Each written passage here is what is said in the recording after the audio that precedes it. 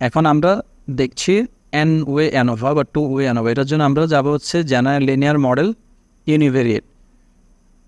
তো এখানে আমরা ডিপেন্ডেন্ট ভেরিয়েবলে সিজিপিএকে ইনক্লুড করব, আর ফিক্সড ফ্যাক্টরে আমরা ইনক্লুড করব জেন্ডার এবং ইনকাম, এই দুইটাকে। এর আগে আমরা সিজিপিএর ডিফারেন্সটা দেখেছি জেন্ডারের মধ্যে আর ইনকামের মধ্যে আলাদা আলাদাভাবে। এখন আমরা একসাথে দেখতে চাচ্ছি দুইটা ফ্যাক্টরের ভিতরে সিজিপিএর ডিফারেন্স কীরকম, তখন এটাকে বলছে টু ওয়ে অ্যানোভা বা এন ওয়ে অ্যানোভা। তো এখানে আমরা হচ্ছে পোস্ট হক টেস্ট যদি আমরা করতে চাই, জেন্ডারের কোনো পোস্ট হক টেস্ট হবে না, শুধু ইনকামের হবে। ক্লিক করে দেন ইকুয়ালিটি ভেরিয়েন্স হলে আমরা এখানে তুকিটা দিব, আর আনইকুয়াল হলে আমরা অন্য একটা সিলেক্ট করব। কিন্তু আপাতত আমাদের ইনকাম এর কম, আমরা যেটা পোস্ট হক টেস্ট এটা অলরেডি করে ফেলছি ওয়ান ওয়ে অ্যানোভাতে, ওই সেম পোস্ট হকই এখানে আসবে। তারপর এখানে সেভ, এখানে কোনো কিছু দেওয়ার দরকার নাই, অপশনটা আমার লাগবে। অপশন আমরা ডিসক্রিপটিভ স্ট্যাটিস্টিক্স দিব, হোমোজেনিটি টেস্ট দিব, যেহেতু অ্যানোভাতে আলটিমেটলি ওয়ান ওয়ে অ্যানোভা হোক, এন ওয়ে অ্যানোভা হোক, পোস্ট হক হোক, সেটা হচ্ছে আমাদের হোমোজেনিটি ভেরিয়েন্সটা দিতে হবে। এটা দিয়ে আমরা ওকেতে বা কন্টিনিউতে ক্লিক করব। এখানে আমরা শুধুমাত্র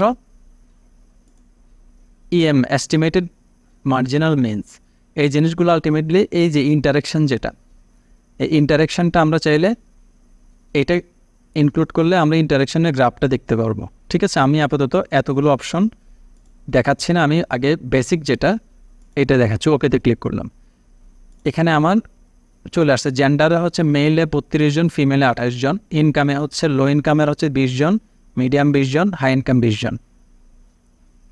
ডেসক্রিপটিভ স্ট্যাটিস্টিক্সটা এখানে ডিটেলে দেওয়া আছে। মেলের মধ্যে যাদের লো ইনকাম তাদের সিজিপিএ, মেলের মধ্যে যারা মিডিয়াম ইনকাম তাদের সিজিপিএ, মেলের মধ্যে যারা হাই ইনকাম তাদের সিজিপিএ। টোটাল মানে হচ্ছে এগুলোর টোটাল অ্যাভারেজ। ফিমেলের মধ্যে লো ইনকামের সিজিপিএ, ফিমেলের মধ্যে মিডিয়াম ইনকামের সিজিপিএ, ফিমেলের মধ্যে হাই ইনকামের সিজিপিএ। তো এটা আরও ভেঙে দেখাচ্ছে জেন্ডার প্লাস ইনকাম দুইটাকে একসাথে করে রেজাল্টটা দেখাচ্ছে। এটা হচ্ছে টু ওয়ে অ্যানোভার কাজ। এখানে হচ্ছে ইকুয়ালিটি ভেরিয়েন্স, এখানে আলটিমেটলি আমরা দেখতে পাচ্ছি দুইটার ভ্যালু হচ্ছে 0.05 হচ্ছে বড়, তাহলে আলটিমেটলি আমরা ধরতে পারি যে আমাদের ইকুয়ালিটি অফ ভেরিয়েন্সটা মিট করেছে। আলটিমেটলি অ্যানোভার অ্যাজাম্পশনটা ফুলফিল হয়েছে equality of variance, that means এই গ্রুপগুলোর মধ্যে ভেরিয়েন্সটি ইকুয়াল আছে। এরপর হচ্ছে এটা test of between subject effects. এখানে দেখেন জেন্ডার, এখানে বাকি যে বিষয়গুলো আছে এগুলো সবগুলো আমরা অ্যাভয়েড করবো, আমরা শুধু নিব জেন্ডার, ইনকাম। আর একটা যে এই যে ইন্টারেকশন জেন্ডার এবং ইনকাম, এরা কি পরস্পরের ওপর নির্ভরশীল কিনা সেটা দেখব। তো আমরা মেইনলি প্রথমে পি ভ্যালুতে চলে যাই, বিকজ নাল হাইপোথিসিসকে রিজেক্ট হচ্ছে না, এটা আলটিমেটলি এই যে পি ভ্যালুটাই বলে দিবে। যেমন জেন্ডারের পি ভ্যালুটা সিগনিফিক্যান্ট, মানে 0.05 হচ্ছে ছোটো। এটার মানে হচ্ছে নাল হাইপোথিসিস যে বলেছে জেন্ডারের ভিতরে অর্থাৎ মেল ফিমেলের মধ্যে সিজিপিএর কোনো ডিফারেন্স নেই, দেয়ার ইজ নো ডিফারেন্স, এটা রিজেক্ট হয়ে গেছে। দ্যাট মিনস জেন্ডারের মেল ফিমেলের মধ্যে ডিফারেন্সটা সিগনিফিক্যান্ট, ডিফারেন্সটা আছে। আবার ইনকামেরটা সিগনিফিক্যান্ট হওয়া মানে বোঝাচ্ছে যে ইনকাম গ্রুপের মধ্যে সিজিপিএর ডিফারেন্সটা সিগনিফিক্যান্ট। ঠিক আছে, আর ইন্টারাকশন ইফেক্টটা সিগনিফিক্যান্ট হয় নাই, এটা হচ্ছে পি ভ্যালু 0.05 হচ্ছে বড় আসছে। এটার মানে হচ্ছে জেন্ডার এবং ইনকাম এরা পরস্পরের উপর নির্ভরশীল না, মানে they do not interact with each other. অথবা জেন্ডার ইনকামকে মডারেট করে না, অথবা ইনকাম জেন্ডারকে মডারেট করে না, এটাই প্রমাণ পাচ্ছি আমরা এখান থেকে। আমরা টেবিলগুলো আলটিমেটলি এটা কপি করে নিয়ে আমরা এগুলোকে এখানে বসানোর প্রথমে আমরা দেখাচ্ছি কোনটা অ্যাজাম্পশন টেস্টটা। যে অ্যাজাম্পশন টেস্ট বলা হচ্ছে যে যেহেতু পি হচ্ছে 0.50 হচ্ছে বড়, এগুলোতে ম্যাক্সিমাম দুইটাতেই, তা আমরা ধরে নিচ্ছি যে আমাদের ইকুয়ালিটি অফ ভেরিয়েন্সটা আমরা অ্যাজিউম করে নিচ্ছি। তারপর হচ্ছে ডেসক্রিপটিভ স্ট্যাটিস্টিক্সের যে টেবিলটা ছিল এটা এখানে আনলাম, এখানে দিলাম descriptive statistics showed that female with low income had the highest CGPA. এই যে এই এতগুলোর মধ্যে সবচেয়ে হাইয়েস্ট সিজিপিএ কোনটা, এই যে লো, মিডিয়াম, হাই, এই তিনটার মধ্যে আর এই তিনটার মধ্যে, এই 6টার মধ্যে আলটিমেটলি দেখা যাচ্ছে 3.66, এইটা হচ্ছে হাইয়েস্ট। এবং এটা কারা, ফিমেল উইথ লো ইনকাম, এই সেগমেন্টটাই হাইয়েস্ট সিজিপিএ অর্জন করেছে।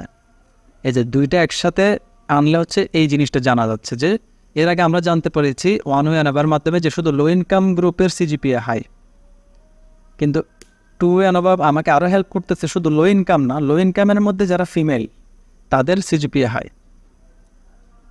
এখন এই ডিফারেন্সটা আলটিমেটলি স্ট্যাটিস্টিক্যালি সিগনিফিক্যান্ট কিনা ওইটা আমাদেরকে এখানে দেখাবে। আবার লোয়েস্ট সিজিপিএটা আমরা বের করি, এটা হচ্ছে লোয়েস্ট সিজিপিএ 3.1। এটা কারা পাইছে? এটা হচ্ছে ওই যে বড় লোকের